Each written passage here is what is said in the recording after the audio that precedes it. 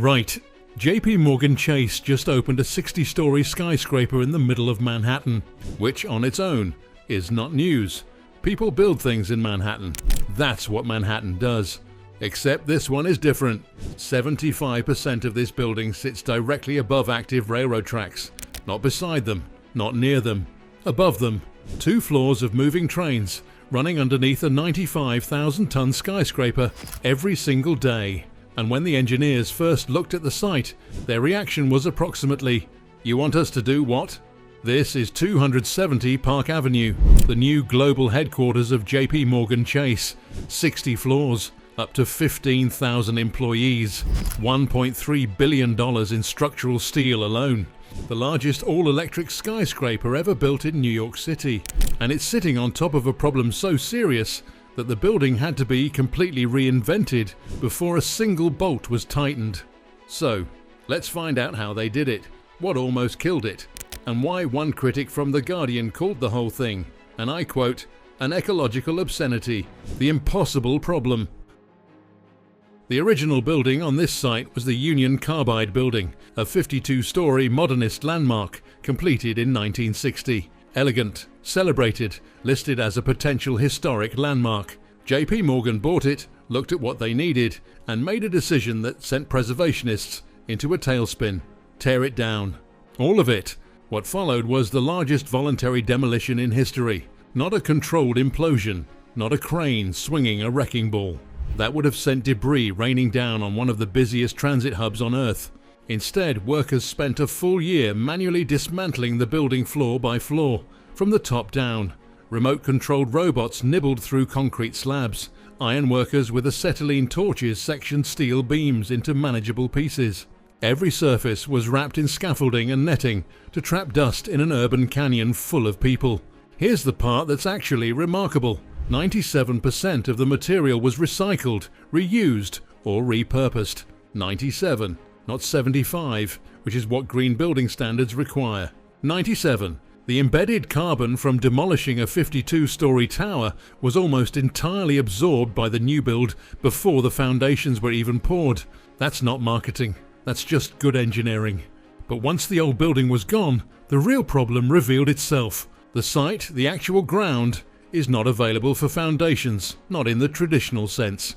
Under the building's footprint run 2 full levels of active railroad tracks. The Metro North commuter trains feeding Grand Central Terminal and the brand new Grand Central Madison Station for the Long Island Railroad. Tens of thousands of passengers every day moving directly beneath where a 95,000-ton tower needs to stand.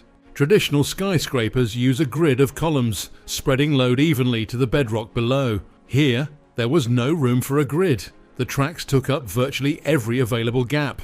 You couldn't drop a column without punching through a rail line that could not be shut down. So the engineering team at Severud Associates sat down and did something remarkable. They didn't find a way around the problem.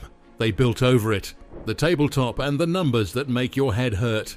What they designed is called the tabletop, and the name is almost insultingly simple for something this extraordinary. Think of it as a 2-story high structural bridge, a massive internal platform that collects every kilonewton of force from the 60 floors above and funnels it into just a handful of very specific points where bedrock can be reached without touching the tracks. Here's how it works. Along the north and south edges of the building, groups of 4 exterior columns don't go straight down. They slope inward, like the legs of a stool that's been squeezed together at the bottom, meeting at a forged steel nodes positioned precisely between the rail lines. Engineers call them fan columns. What they do is concentrate the entire perimeter load of the tower into the narrow corridors between the tracks. Running internally through the tabletop are 2 massive plate girders. Each one is deep enough to walk through. Each spans the full length of the site. Each weighs approximately 1,800 tons. They were fabricated in 3 stacked sections and field bolted together on site, because nothing that size could arrive in one piece. Holding those girders up, 4 pairs of V-shaped columns in the lobby, rising from the floor like the legs of some enormous steel insect. They're structural. They're also accidentally beautiful. The result? A tower that touches the ground lightly. The mass of 60 floors lifted clear of the tracks, balanced on a steel bridge, transferring its load to bedrock through a handful of engineered contact points. If you walk through the lobby of 270 Park Avenue, you're standing inside the mechanism. The cathedral heights space around you isn't architectural showmanship. It's the functional consequence of what's holding the building up.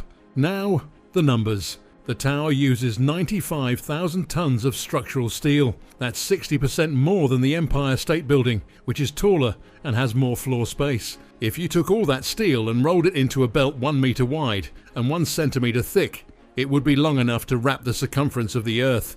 Twice. That's not a coincidence.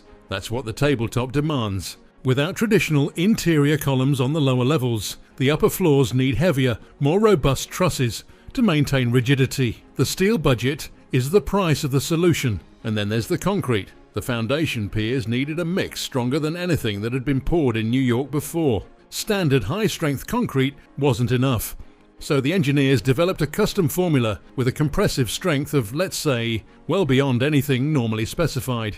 To keep it from cracking while curing in thick sections, they cooled the mix by injecting liquid nitrogen directly during batching. The concrete arrived on site already chilled. The cores never exceeded the thermal limits. Some samples tested at strengths 50%, above the already extraordinary target. They were, in effect, cooking with cold. If you want more engineering stories like this where the problem seems impossible and the solution is either genius or madness, hit that subscribe button now, because the next bit is where it gets genuinely strange. The building that thinks, and the critic who hated it. Here is where 270 Park Avenue stops being a structural engineering story and becomes something else entirely. The building is fully electric, no gas, not a single pipe. It runs entirely on hydroelectric power sourced from a plant in New York State. And to prove it isn't just greenwashing, every megawatt is tracked in real time using blockchain. The system matches power generation to building demand, hour by hour, megawatt by megawatt.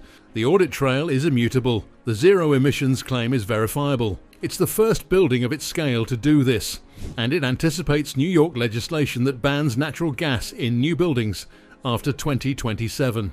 Inside, there are more than 50,000 sensors monitoring temperature, occupancy, air quality, and energy use throughout the building. An AI system processes all of it in real time, adjusting lighting, ventilation, and heating to match what the building actually needs, not what a schedule says it should need.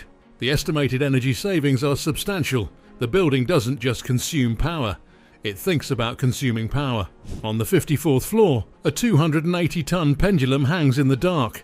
It's a tuned mass damper, a counterweight designed to swing in the opposite direction to the building when wind pushes it. The tower sways, the pendulum doesn't. The difference cancels out. 15,000 people on the floors above feel nothing. Without it, they'd feel every storm.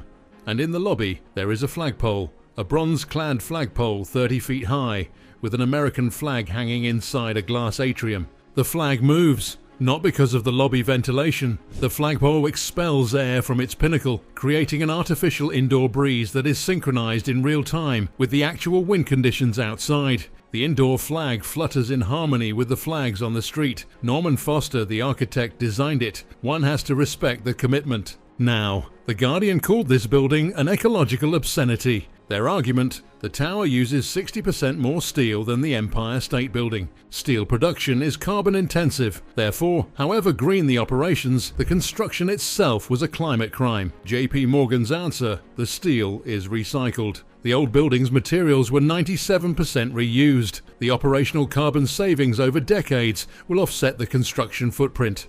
And anyway, they met every green building standard required. Both arguments are correct.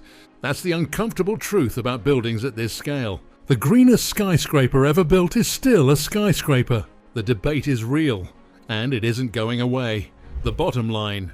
So here we are, 270 Park Avenue, 60 floors of all-electric Supertall, balanced on a steel bridge above 60 years of commuter trains, monitored by 50,000 sensors, cooled by liquid nitrogen concrete, steadied by a 280-ton pendulum, and apparently breathing through a flagpole. It's either the future of urban architecture, or proof that we have officially run out of sensible places to put buildings and are now engineering our way around physics itself. The truth is probably both. What 270 Park Avenue actually demonstrates is something important. The constraints on a site don't have to define the building. They can define the engineering, and when the engineering is extraordinary enough, the constraints disappear, replaced by a lobby you can stand in and not quite believe the tracks are still running. The trains haven't noticed, and 15,000 people go to work every morning inside a building that by any reasonable measure should not exist. The question now is whether other cities are watching, because if JPMorgan can build above Grand Central's tracks, the next engineer who looks at an impossible site is going to think, well, they managed it on Park Avenue, and then they'll start designing. What project should we cover next? Drop it in the comments, and don't forget to subscribe.